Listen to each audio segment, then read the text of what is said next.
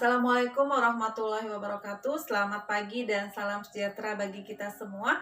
Jumpa lagi dengan Ibu Emi Safrida di pembelajaran IPA daring kita pada hari ini.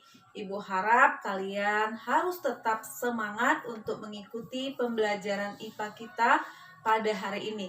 Walaupun pada saat ini kita belum bisa bertatap muka, namun Ibu yakin kalian harus tetap semangat. Hari ini juga Ibu mengucapkan kepada kalian semua, kepada kita semua, Dirgahayu Kemerdekaan Republik Indonesia yang ke-75. Baik anak-anak Ibu semuanya, siapkan segala sesuatunya. Kita akan mulai pembelajaran kita pada hari ini. Mari kita lanjutkan. Hari ini kita akan melanjutkan materi pembelajaran kita masih di bab 2, yaitu tentang klasifikasi makhluk hidup. KD 3.2 mengklasifikasikan makhluk hidup dan benda berdasarkan karakteristik yang diamati. Adapun tujuan pembelajaran kita pada hari ini adalah kalian dapat mengelompokkan makhluk hidup berdasarkan prinsip klasifikasi. Pernahkah kamu ke pasar tradisional? Pernahkah kamu memperhatikan para pedagang mengelompokkan barang-barang dagangannya? Ada kelompok sayuran, ada kelompok buah-buahan, ada pula kelompok barang kebutuhan pokok, dan lain-lain. Nah, anak-anak Ibu, pernah pulakah kamu memperhatikan macam-macam hewan di sekitarmu? Ada hewan piaraan, ada hewan ternak, dan ada hewan liar. Masih banyak lagi aneka ragam makhluk hidup yang ada di bumi yang beragam jenis sifat serta ciri-cirinya. Untuk mempermudah dalam mempelajari keanekaragaman makhluk hidup tersebut, manusia melakukan pengelompokan makhluk hidup. Pengelompokan makhluk hidup inilah yang dinamakan klasifikasi. Nah, kali ini kita akan mempelajari bagaimana makhluk hidup di muka bumi ini diklasifikasikan. Jadi, pengertian klasifikasi adalah pengelompokan. Maka, klasifikasi makhluk hidup adalah pengelompokan makhluk hidup berdasarkan kesamaan ciri yang dimiliki. Misalnya, ayam dan burung dijadikan satu kelompok karena memiliki banyak kesamaan. Tujuan klasifikasi adalah 1. Untuk mendeskripsikan atau menjelaskan ciri makhluk hidup yang membedakan antar jenis. Yang kedua, mengelompokkan makhluk hidup berdasarkan ciri-cirinya. Yang ketiga, mengetahui hubungan kekerabatan antara makhluk hidup. Jadi semakin banyak cirinya, maka kekerabatannya semakin dekat. Yang keempat, dengan klasifikasi bisa memudahkan untuk mempelajari suatu makhluk hidup. Urutan klasifikasi. Dalam mengelompokkan makhluk hidup, ada tingkatan-tingkatannya, mulai yang paling besar sampai yang kecil. Urutan klasifikasi makhluk hidup adalah sebagai berikut. 1. Yang paling besar adalah kingdom atau kerajaan. Yang kedua, divisio, ini untuk tumbuhan, dan filum untuk hewan. Yang ketiga, kelas. Yang keempat, ordo atau bangsa. Yang kelima, famili atau suku. Yang keenam, genus atau marga.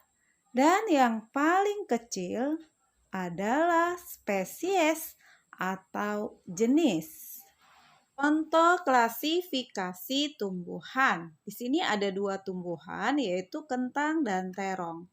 Kerajaan atau kingdomnya sama, yaitu plantae atau dunia tumbuhan. Divisi Magnoliophyta. Kelas Magnoliopsida. Ordo Solanales. Famili Solanaceae, genus Solanum, spesiesnya yang berbeda. Untuk kentang tuberosum, sehingga nama Latin kentang adalah Solanum tuberosum. Untuk terong, genusnya tadi sama, Solanum, spesiesnya Melongena. Sehingga nama Latin untuk terong adalah Solanum melongena. Contoh klasifikasi hewan. Di sini ada 2 jenis hewan yang memiliki kekerabatan yang dekat, kucing dengan harimau. Kerajaannya sama, Animalia hewan, filum Chordata, kelas Mamalia atau hewan yang menyusui. Ordonya Carnivora, pemakan daging, famili Felidae, genus untuk kucing Felis, spesiesnya Domesticus, sehingga nama Latin untuk kucing rumah adalah Felis domesticus.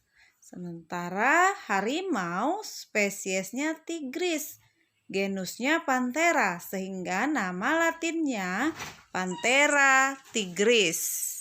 Tata nama tersebut dikenal dengan tata nama binomial nomenklatur. Binomial artinya 2 kata, nomenklatur artinya nama. Jadi, binomial nomenklatur adalah pemberian nama yang terdiri dari 2 kata. Misalnya, Oryza sativa ini adalah nama Latin untuk tanaman padi. Aturan penulisan binomial nomenklatur yang pertama, nama spesies terdiri dari 2 kata. Kata pertama merupakan nama genus, kata kedua merupakan petunjuk spesies. Yang kedua, huruf pertama kata pertama penunjuk nama genus harus ditulis dengan huruf besar. Misalnya Oryza sativa, O-nya harus besar. Huruf pertama kata kedua penunjuk spesies digunakan huruf kecil. Oryza sativa, sativanya huruf kecil saja karena itu adalah kata pertama untuk spesies. Nama spesies menggunakan bahasa Latin. Yang kelima, penulisan nama Latin ditulis dengan boleh di garis bawah. Seperti ini, Oryza sativa digaris bawahi masing-masing. Atau boleh juga dicetak miring. Ya, seperti tulisan yang kedua, itu adalah dicetak miring Oryza sativanya, ya. Dan boleh juga dengan huruf tebal. Seperti contoh, ya. Yang keenam, jika nama spesies tumbuhan terdiri lebih dari 2 kata, kata kedua dan berikutnya harus digabung. Misalnya, Hibiscus rosa sinensis. Lanjut tentang kingdom. Menurut seorang ahli biologi Robert H. Whittaker dari Amerika Serikat, kingdom makhluk hidup ada 5, Monera, Protista, Fungi, Plantae, dan Animalia. Contoh kelompok kingdom Monera adalah bakteri dan ganggang hijau biru. Kamu bisa melihat di sini pembelahan suatu bakteri yang bisa membelah hanya dalam waktu 12 jam menjadi miliaran bakteri. Jadi, bakteri ini melakukan asexual reproduction atau perkembangan secara aseksual. Nah, ini adalah gambar ganggang hijau biru. Ganggang ini bisa berfotosintesis.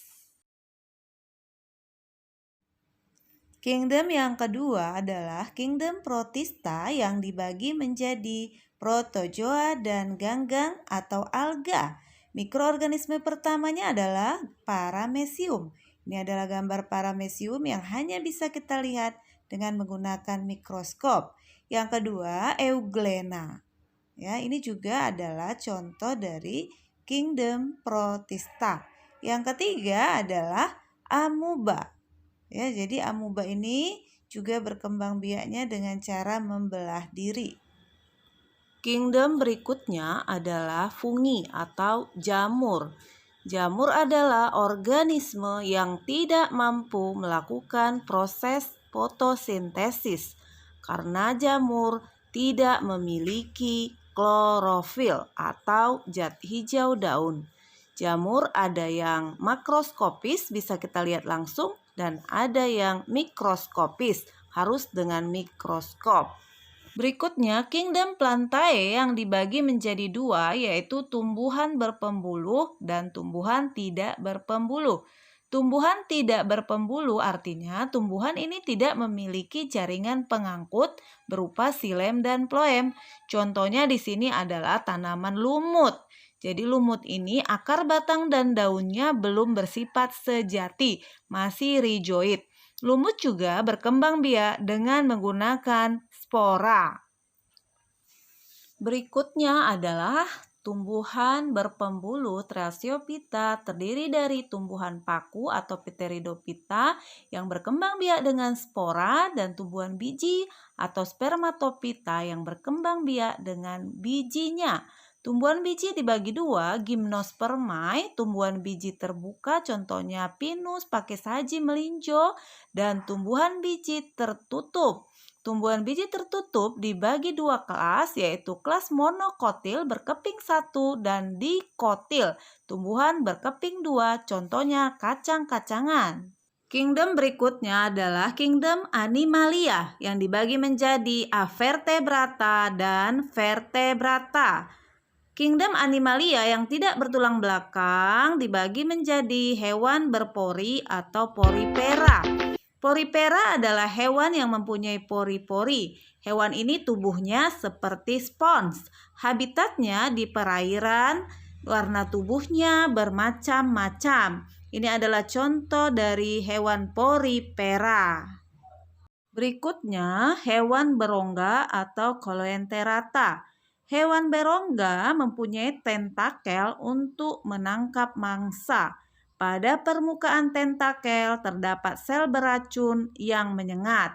Tubuhnya ada yang berbentuk polip yang menempel pada tempat hidupnya, dan ada pula yang berbentuk medusa yang bergerak aktif melayang-layang di air seperti payung. Contoh dari hewan Coelenterata adalah ubur-ubur, bunga karang, obelia, hidra, dan anemon laut. Kelompok Avertebrata berikutnya adalah cacing atau vermes, yaitu hewan bertubuh lunak, tak bercangkang, dan tubuhnya simetris bilateral. Berdasarkan bentuk tubuhnya ada 3 kelompok cacing, yaitu cacing pipih, contohnya cacing hati, cacing pita.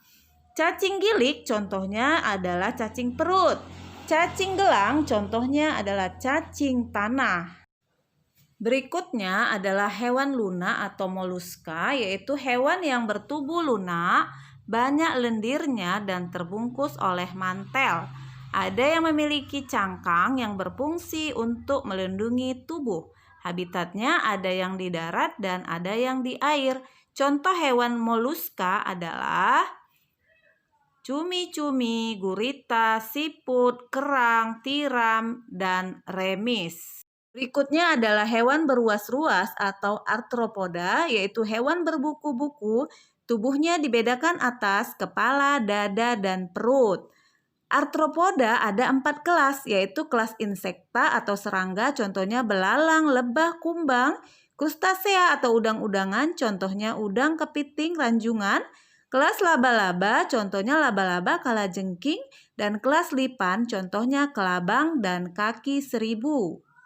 Berikutnya, hewan berkulit duri atau Echinodermata, yaitu hewan yang tubuhnya diselimuti oleh duri. Nah, contohnya di sini yaitu bintang ular, bintang laut, bulu babi, dan teripang. Berikutnya, vertebrata atau hewan bertulang belakang, yaitu dibagi menjadi 5 kelas. Kelas yang pertama adalah kelas fishes atau ikan. Kelas yang kedua adalah kelas amfibi, yaitu hewan yang hidupnya di dua alam. Ini adalah contoh hewan amfibi. Berikutnya adalah kelas reptilia, yaitu hewan yang melata. Nah, ini adalah contoh hewan yang termasuk melata atau reptilia. Berikutnya adalah kelas Aves atau unggas, yaitu hewan yang tubuhnya ditutupi oleh bulu. Nah, jadi yang termasuk Aves adalah burung, itik, ayam. Jadi termasuk unggas ya, kelas Aves. Kelas vertebrata berikutnya adalah kelas mamalia, yaitu hewan yang mempunyai glandula mamae atau kelenjar susu. Jadi yang tergolong mamalia adalah hewan yang menyusui. Ini adalah contoh-contoh hewan mamalia. Baik anak-anak Ibu, terima kasih telah mengikuti pembelajaran ini dengan baik. Ibu harapkan kalian bisa memahaminya dan segera kalian lihat tugas kita yang sudah Ibu share di Google Classroom atau di WA. Baik, Ibu tunggu tugas-tugas kalian. Terima kasih.